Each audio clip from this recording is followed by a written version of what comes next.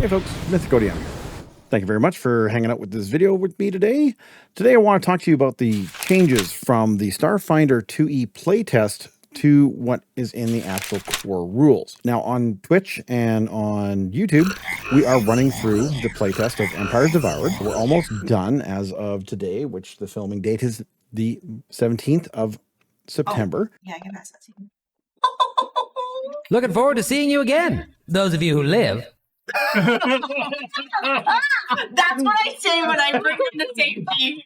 We have about one or two more encounters to go, and we decided that we were just going to continue running with the playtest rules because there's no point to change over for a few episodes. So I want to first of all thank Paizo for sending me this PDF and the hardcover of the Starfinder core for free, which is really nice. There is no sponsorship for this video though. I am free to say whatever I want, and we will go over the book a little bit. So there's a few things to note. The cost is $19.99 USD for the PDF. Now all core rulebooks are priced at $19.99 USD for ease of entry. In Canada, the hardcover is going to run you about $99.99.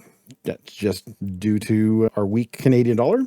The pocket edition will be coming out in about a month or so, and I believe it'll be around $44 Canadian.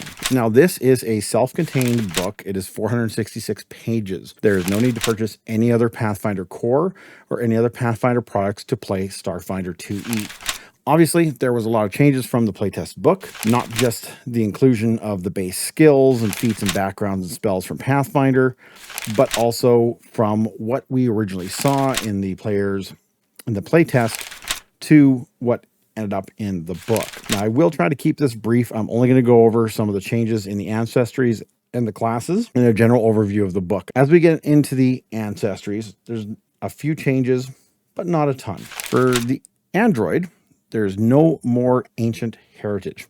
That's pretty much about it for the android. The Barathu's land speed was reduced to 5 feet, and this was revised actually months ago in a frequently asked questions. They did gain the dark vision feat at first level. Their collective connection is gone, and the plentiful synthesis is also gone. For humans, there weren't a lot of changes. The first level feat, haughty obstinacy, is gone, as is Galactic Explorer at 5th level. Unconventional expertise was replaced by the stubborn persistence. In the cast, they removed loping stride from level 1, broken cycle from 5th level, meditative recovery at 9th level, and devoted defender at 13th level. With the Lashunta, they removed canny explorer from 1st level, thoughtbot and companion at 5th level, merge senses at 9th level, and hypersensitive antennae at 13th level. For the Pathra, they removed the Krevesh Pathra heritage, as well as the Pouncer Pathra. Melodic adaptation at 9th level was renamed to Sense Magic Song. Attuned to Nature Song was removed at 13th level, with Subvert World's Rhythm renamed to Remix World's Rhythm at 13th level, and the Scrupulous Stalker was added to 13th level feats. At 17th level, Dirge of the Fallen has been renamed Song of My People, which any cat lovers will get. And Electromagnetic Mastery was removed, where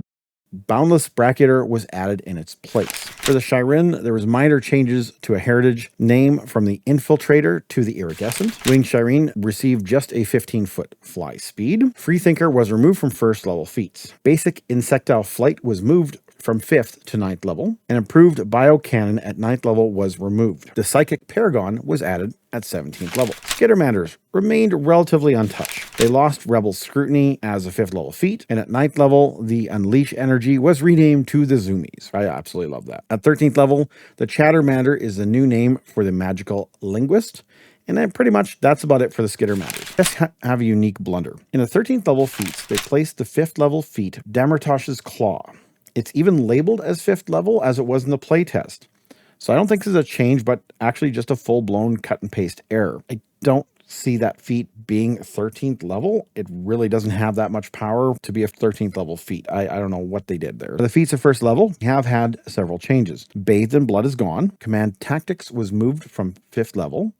And Menacing Snarl was moved to 5th level. This is probably why the Claw is in the wrong spot. Not many ancestries have 4 5th level feats that I've seen, so it's interesting that that was there. Terror Wound was also removed due to Bathed in Blood being removed at 1st level. Bloodletter and Call Down the Saints were removed from 13th level. And lastly, improved blood sense was removed from 17th level. Ysoki gained a trait that was originally a feat called Sharp Teeth, giving them a standard bite attack. Only a few feats were changed or added.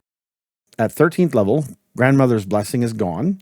It was tagged uncommon in the playtest, so it's pretty much not really a surprise. And that is it for Ancestry. Backgrounds really have not changed. Several that appear in the player core for Pathfinder have been reprinted, which is what we understood. Cyberborn was actually given the uncommon tag. All right, let's get into the classes. This is where there's a ton of overhauls, and all GMs and players have to look over these in greater detail and be prepared to rebuild anything you're playing in the playtest into the new book. The Envoy. Get him is now 1 action to 2 actions. You single out an enemy for you and your allies to focus your attacks on. Select an enemy within 60 feet that you can see. You and your allies get a +1 status bonus to attacks against that target until the beginning of your next turn. Lead by example. If you use 2 actions, you strike the target, you gain a status bonus to the damage roll equal to your charisma modifier.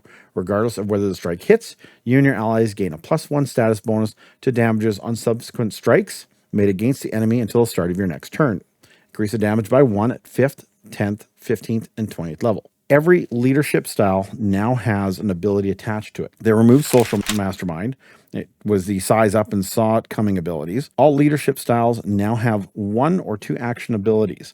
This kind of balances out the bonuses that they can dish out a bit more in combat. Improved Mastery is now a class ability at 7th level. Savvy Influence was replaced by Savvy Improviser. Tactician lost its Show 'em What You Got ability. And Indiscernible Agenda at 17th was renamed to Inscrutable. And Silver Tongue at 19th level replaces the Practiced Influencer that was at 5th level. So the main feat changes. Go to Ground is new at first. Size Up was just taken from the features into a feat. Acquire Asset moved from 1st to 2nd level. Influence is new. Saw It Coming, again, has been moved from a feature to an ability at 4th level. Confounding Disquisition moved from 6th to 8th. Secondary Directives and Situational Awareness are both new abilities new feats at 12th level. Master Plan moved from 8th to 14th. You Can Do It have been renamed to Do It Now at 14th level. Effortless Influencer is new at 16th. Get Them moved from 18th to 16th. Fast Synergy and Improvised Legend became new at 18th level. Some of the feats that were actually lost from the playtest to the 2nd edition core is Suppressing Insults, Broadened Assessment, Danger Sense, Get Your Head in the Game, Ready for Anything, Know Your Target, and Follow the Leader. And on to the Mystic. The biggest change is their hit points were reduced from 8 to 6 plus con. Transfer Vitality has the Concentrate, Healing, and Mystic traits, and you can transfer up to 10 hit points, minimum 1, from your Vitality network into yourself or a bonded creature you can sense within 60 feet. This works on creatures with Void Healing as though the action had the Void trait, which will be very important for those playing undead characters. The amount of healing you can transfer increases by 10 at 5th, 10th, 15th, and 20th level. So this is definitely a change. Life and death situations help strengthen your bond with your allies. At the start of each turn in combat, when you regain actions, your Vitality network regains 4 hit points. If you're a master in spell DC, it regains 6 hit points instead. If you're legendary, you get 8. When you refocus, your Vitality network regains all hit points. 3rd level, Force Connection was replaced with Network Spell. Connection spells are now different, as in the ones you get have changed at some levels. Feats have definitely been tweaked, so there's a lot of changes to this class that need review. One of the good things is they got rid of all the transfer costs in feats. I haven't been able to see any of them. Certain feats cost you X amount of vitality to use them. They're not there anymore, which is good. It's a very positive change. Feat changes.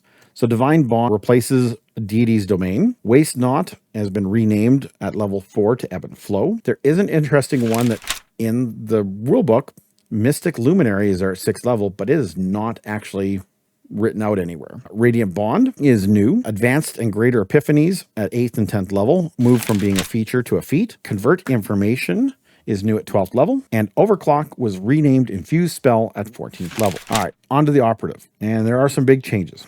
Ghost Tap is a free action. Sabotage states a creature or tech item you can detect, not see, which is a huge difference in that ability. Sniper has a new enhanced exploit. If you fail your first range strike against your mark using the weapon in your sniper weapon group, you reload your sniper weapon as a free action. The strike doesn't count towards your multiple attack penalty.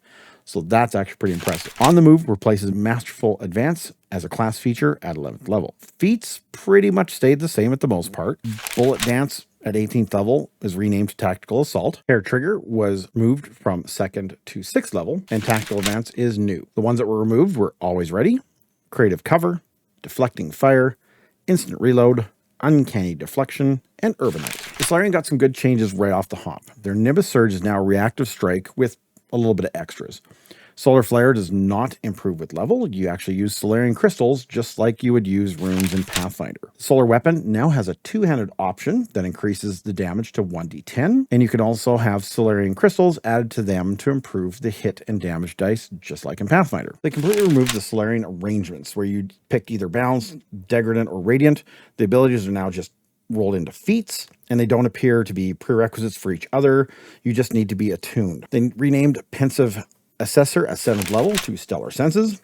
Willful Defiance at 9th level was renamed Stellar Partition. Controlled Body at 15th was renamed to Gravitas. So again, they only removed a few feats and renamed one, but they did add 5 new feats and just removed the old attunements. So Binaric Assault and Stellar Rush at 1st level, Black Hole and Supernova at 4th, Defy Gravity and Solar Wind at 8th, Ascended Stability at 12th, and Big Bang and Singularity at 14th are all just features that were changed into feat. At 18th level, they renamed Stellar Paragon into Attuned Wards, and the new ones were Hampering Flare, Distant Flare, Mutable Manifestation, Nimbus Ward, and Clinging Flare. The only 2 removed were Empowered Nimbus. They removed Reactive Strike because it became a feature of the class. For the soldier, a lot of what changed for them was feats. There are 10 total that were cut, including Warning Spray, Stock Striker, Deflect Missile, Close Combat Bully, My Little Friend, Angled Shot, Special Delivery, Excavating Bombardment, Din of Chaos, and Out of the Park. Now they did rename 2, and that was Ammunition Conservation becomes Ammo Hoarder at 8th level. Living Typhoon was renamed to Bullet Typhoon at 20th level, and Punitive Strike was added as 6th. The Close Quarter style lost the Retributive Strike. It is now the 6th level feat, and that is pretty much the most of the soldier. For the Witchwarper, we have the Quantum Pulse as a free action. Now, this was already stated in the fact that they released last year, so there's no real surprise there. At 3rd level, we gain the new ability, Isolated Spell Matrix. I think it's pretty cool. Allows you to cast a spell up to 100 feet if the target is within your quantum field. That makes the field a lot more useful at long range and allows you to move around the battlefield and keep people away from you. Advanced and Greater Paradoxes are now feats and not just class abilities. Defensive Aura at 13th level was renamed to Quantum Defenses. Transcend Will is renamed to Quantum Will at 17th level. The Paradoxes, as with the Mystic, have had their Paradox spell list revamped. Anchors now just use the anchoring effect. It is no longer a single action to use. Action economy just got a little bit better for the Witchwarp. Now, some of the feats that were lost were Energy Ablation, Additional Warp Spell, Quantum Transposition, Steady Spellcasting, Butterfly Effect, Shift Energy, Reality's Anchor, Effortless Concentration, and Mind-Blowing Spell. Only 2 feats actually changed level, which is the Predictable Outcome was 8th level, is now 6th, and Radiant Zone was 4th level and got moved all the way up to 12th. And again, your Advanced Warp moved to 8th and your Greater Warp moved to 10th. And that's pretty much it for the rest of the book. Again, they added in the dedications for each class to multi-class and another Starfinder Society dedication, the Starfinder Field Agent. The book pretty much then has all the things you expect from a core book.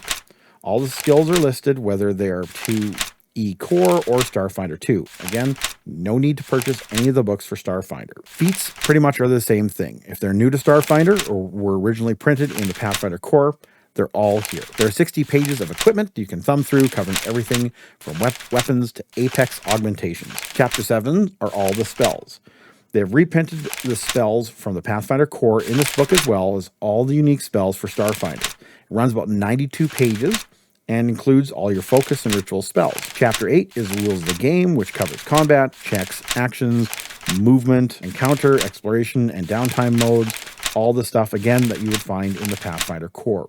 All just been reprinted here. There's a condition appendix, as well as a glossary and index. And finally, a character sheet. So I was informed that the team that built the Pathbuilder website will also be building a Starbuilder app. It will work the same as Pathbuilder, being free unless you want to unlock the extra content. Now, Pathbuilder only costs about $8 Canadian. I'd expect the same thing with Starbuilder, and they're great little resources, again, for all your players to use if you want to use them. Well, that's it for me today, and I'll see you in the next video. If you're enjoying the content and want to see more, please hit that like and subscribe button and ring the bell for notifications, and leave a comment about what you're most excited about with the new Starfinder 2 Edition Core. Or just throw down your favorite emoji and hit share to help the video in this infamous YouTube algorithm. In the meantime, and in between time, may all your games be full of mirth and magic. Bye for now.